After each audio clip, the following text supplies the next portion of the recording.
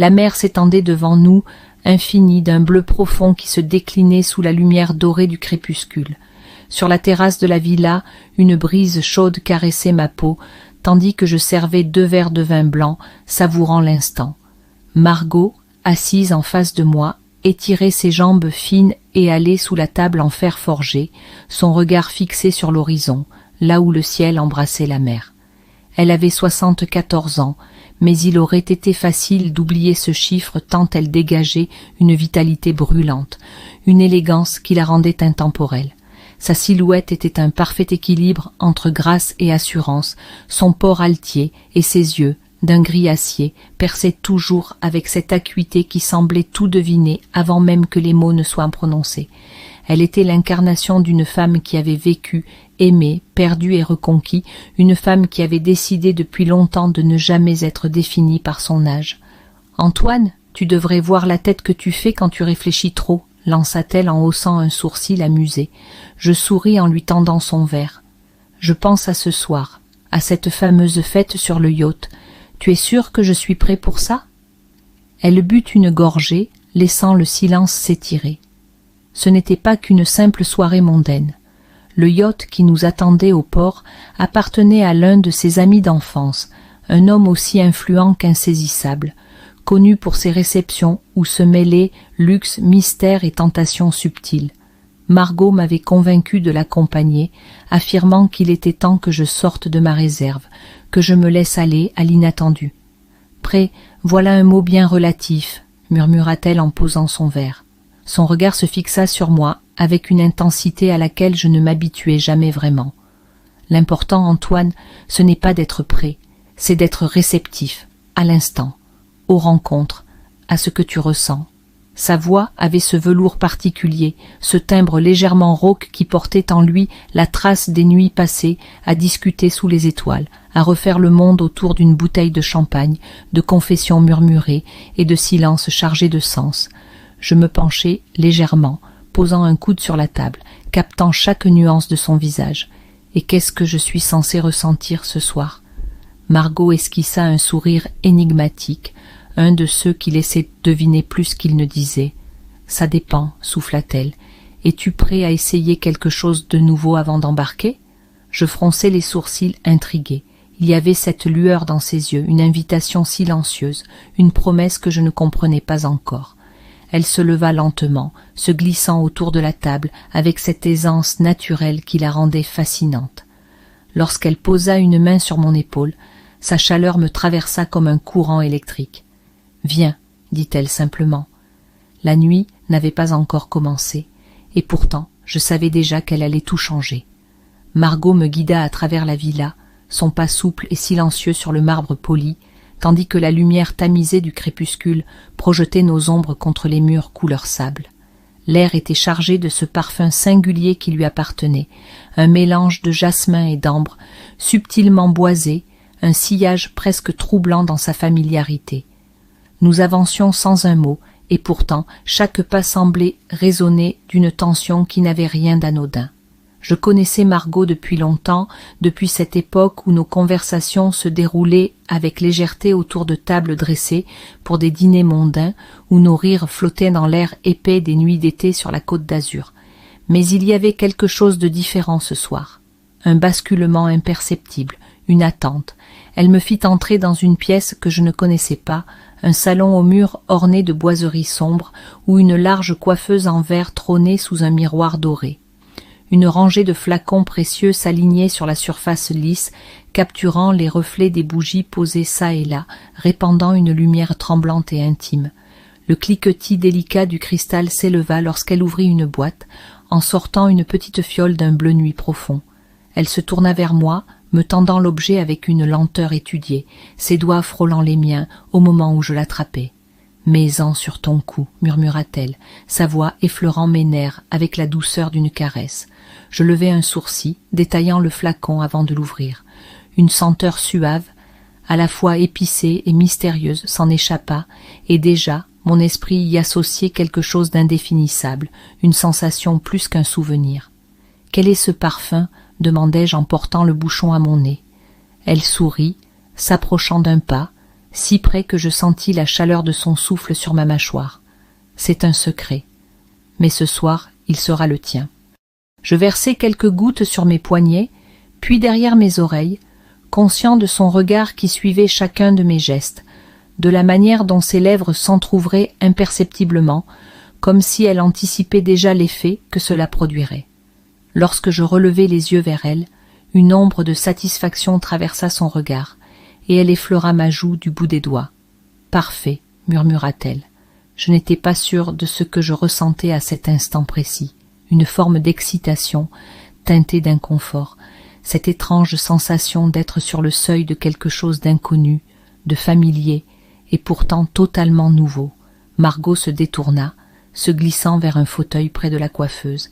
Elle croisa ses longues jambes, ajusta le fin tissu de sa robe couleur ivoire qui glissait le long de ses hanches, puis leva les yeux vers moi, d'un air presque pensif. « Tu sais, Antoine, il y a des moments dans la vie où l'on croit connaître quelqu'un, et puis, sans prévenir, un détail, un regard, un silence suffisent à tout redéfinir. » Je restai silencieux, absorbant ses paroles, sentant leur poids bien plus profond que leur simplicité ne le laissait entendre. Elle incline légèrement la tête et son regard s'adoucit d'une nuance que je n'avais jamais perçue auparavant. « Ce soir, tout ce que je veux, c'est que tu sois pleinement présent. Oublie le passé, ne pense pas à demain, juste ici, juste maintenant. » Je n'avais jamais vu Margot aussi proche du lâcher-prise.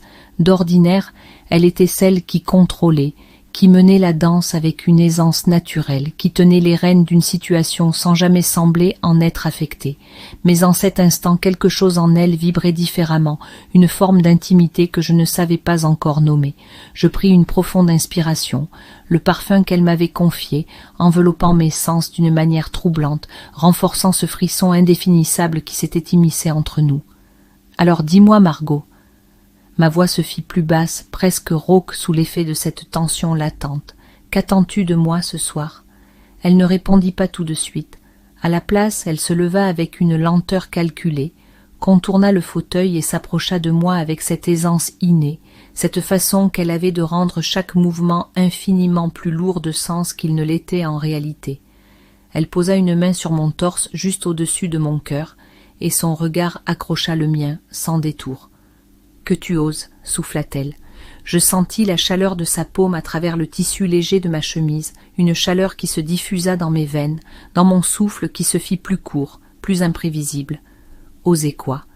Elle sourit, pencha légèrement la tête, et pour la première fois, je crus percevoir dans son expression quelque chose de vulnérable, une invitation qu'elle ne formulerait jamais autrement qu'à travers ce langage silencieux qu'elle maîtrisait si bien.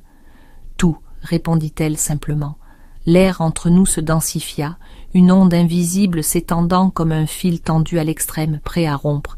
Je sentis le poids de cet instant, le pressentiment de quelque chose qui allait irrémédiablement basculer. Et pourtant, ce n'était que le début. Le silence entre nous n'était plus un simple vide, mais une force palpable, un courant électrique qui crépitait sous la surface de chaque regard, chaque souffle. Margot n'avait pas bougé sa main de mon torse, et pourtant il me semblait que tout mon corps s'accordait à cette seule pression, ce point de contact minuscule qui marquait une frontière invisible mais fragile entre ce que nous étions et ce que nous étions sur le point de devenir. J'aurais dû parler, faire un geste pour alléger ce moment, trouver une échappatoire dans une plaisanterie ou un regard ailleurs, mais je n'en avais pas envie. Je voulais sentir cette tension s'étirer encore, ce vertige où l'on ne sait plus exactement où commence l'illusion et où s'impose la réalité. Margot me regardait toujours, son sourire effacé, comme si elle évaluait ce qui se jouait en moi, patiente, prête à accueillir la moindre hésitation ou le moindre élan avec cette grâce qu'elle portait en toutes circonstances. Elle bougea à peine, une inclinaison imperceptible de la tête, un frémissement au coin des lèvres. Son parfum, ce sillage entêtant de jasmin et d'ambre, se mêlait à l'odeur plus brute du sel marin qui flottait dans l'air de la villa, créant une atmosphère trouble où chaque sensation semblait amplifiée. Il y a quelque chose d'inédit ce soir, murmurai-je finalement, sentant ma propre voix plus basse qu'à l'ordinaire, comme si l'espace même de cette pièce imposait de ne pas briser la subtilité de cet échange. Margot sourit cette fois, mais c'était un sourire qui contenait trop de choses pour être simplement amusé. Peut-être est-ce parce que nous sommes enfin en train de voir ce qui a toujours été là, répondit-elle, sa voix effleurant l'air comme une caresse invisible. Je laissai mes yeux s'attarder sur elle, absorbant chaque détail. Sa robe couleur ivoire, si fluide qu'elle semblait à peine effleurer sa peau, la ligne élégante de ses épaules mises en valeur par la bretelle glissant légèrement sur son bras, la finesse de ses mains, dont une était toujours posée sur moi, tandis que l'autre effleurait maintenant la ligne de son propre cou, un geste qui n'avait rien d'anodin, une manière subtile de diriger mon regard là où elle le voulait. Elle savait exactement ce qu'elle faisait. Elle me testait, et peut-être était-ce cela, le jeu depuis le début. Je croyais te connaître, murmurai-je en me rapprochant de quelques millimètres, assez pour sentir son souffle chaud contre ma joue, sans encore franchir cette limite ténue entre ce qui pouvait être interprété comme une intimité ordinaire et ce qui ne pouvait plus être ignoré. Margot inspira profondément, une respiration plus contrôlée que nécessaire, et son regard s'adoucit d'une lueur que je ne lui avais jamais vue auparavant. « Tu me connais, Antoine, » souffla-t-elle, « mais pas comme tu pourrais me connaître. » Ce fut comme une porte qui s'entr'ouvrait, un aveu glissé entre les mots, une invitation qui ne demandait qu'à être saisie. Je ne savais pas si c'était le vin, l'air saturé d'humidité, la perspective de cette soirée sur le yacht qui rendait tout plus irréel, ou si c'était simplement l'évidence que nous avions passé trop de temps à danser autour de quelque chose que nous avions refusé de nommer. Mais en cet instant précis, je ne voulais plus réfléchir. Ma main se leva, sans que je n'en prenne totalement conscience, venant frôler du bout des doigts la ligne de sa clavicule. Un contact infime, léger, mais qui fit réagir tout son corps. Margot ferma les yeux un instant, comme pour absorber la sensation, puis les rouvrit lentement, et dans cette fraction de seconde tout bascula. Elle posa sa main sur la mienne, la maintenant contre sa peau tiède, et son sourire s'effaça. Il n'y avait plus de jeu, plus d'ambiguïté, seulement une décision à prendre. Je déglutis, sentant la cadence de mon propre cœur ralentir et accélérer en même temps sous la pression de l'instant. « Qu'est-ce que tu veux, Margot ?» Elle ne répondit pas immédiatement. Ses doigts glissèrent lentement sur ma main, la firent remonter le long de sa nuque, m'obligeant à prolonger ce contact devenu brûlant. « Que tu comprennes, » dit-elle simplement. Je n'eus pas besoin de demander ce que je devais comprendre, tout était déjà là. Son regard plongea dans le mien, et cette fois, il n'y avait plus de retour en arrière possible. La tension entre nous était devenue si dense qu'elle semblait presque tangible, une force invisible qui nous enveloppait, resserrant l'espace autour de nous jusqu'à ne laisser place qu'à cette proximité brûlante, aux regards échangés, au silence plus lourd que les mots. La main de Margot, toujours posée sur la mienne, maintenait ce contact, ce fil fragile qui menaçait à tout instant de rompre sous la pression du moment. Il n'y avait plus rien d'anodin dans la manière dont sa peau frémissait sous mes doigts, plus rien d'innocent dans cette façon qu'elle avait de me regarder, comme si elle m'autorisait enfin à voir au-delà du masque de contrôle qu'elle portait depuis toujours. Je la connaissais trop bien pour ignorer ce que cela signifiait. Margot n'était pas une femme qui hésitait. Elle n'était pas non plus de celles qui laissaient les choses leur échapper. Chaque geste, chaque regard, chaque intonation de sa voix était calculée avec une précision subtile, une maîtrise absolue d'elle-même et de ceux qui l'entouraient. Mais ce soir, sous cette lumière tamisée, dans cet espace confiné où l'air semblait chargé de promesses, elle me laissait entrevoir quelque chose de plus vulnérable, de plus brut, une faille infime mais irréversible dans l'image qu'elle avait toujours donnée d'elle. Je sentis son pouce effleurer ma main, une caresse infime, à peine un souffle sur ma peau, et pourtant ce simple mouvement déclencha en moi une onde de choc, une prise de conscience aussi vertigineuse qu'inévitable. Ce n'était plus une question de hasard ou de malentendu, ce n'était plus un jeu, c'était une décision. Elle fit un pas en arrière, rompant soudainement le contact, mais sans rompre la tension. Au contraire, cette distance nouvelle ne fit que la rendre plus brûlante encore, comme une corde tendue à l'extrême. Elle me fixa un instant, son regard gris scrutant le mien, cherchant peut-être à mesurer l'effet qu'elle avait sur moi, ou peut-être à me laisser le choix de la suite. Puis, lentement, elle se détourna et marcha jusqu'à la grande baie vitrée qui donnait sur la mer. Le reflet de la ville, scintillant à la surface des vagues, projetait une lumière mouvante sur sa silhouette.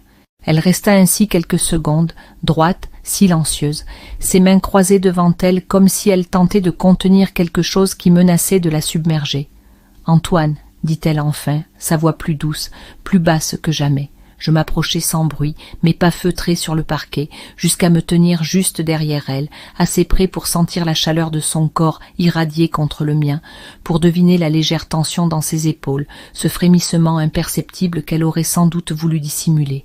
Oui, elle tourna légèrement la tête vers moi, mais sans me regarder complètement, comme si elle hésitait encore entre la retenue et l'abandon. « Ce soir », murmura-t-elle, laissant sa phrase en suspens.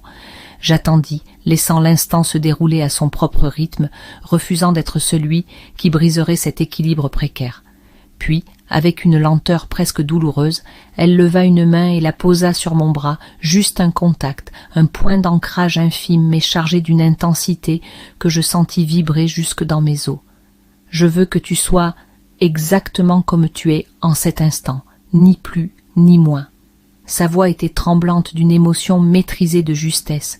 Je sentis mon souffle se raccourcir, mon corps tout entier tendu vers elle.